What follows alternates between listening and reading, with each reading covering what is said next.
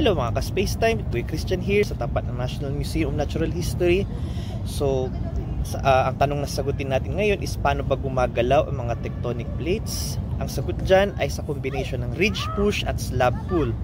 Sa mga lugar kung saan nabubuo yung bagong oceanic crust, tinutulak niya yung mga lumang mga crust away from the spreading centers.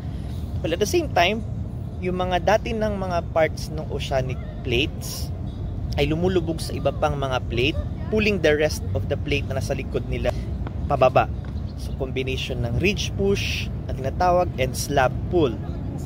So, baka narinig nyo na convection ang dahilan ng plate movement.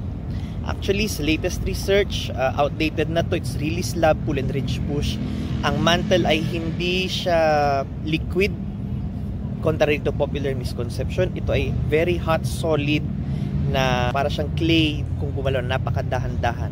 So kung meron mang convection dun, hindi siya sapat para makapag-move ng mga plates. So it's actually dahil sa pagtutulak at paghihila ng mga oceanic plate. Yun ang sagot dyan. Para sa mga dagdag na video tulad nito, i-like at i-follow kami sa Spacetime Events and Exhibits.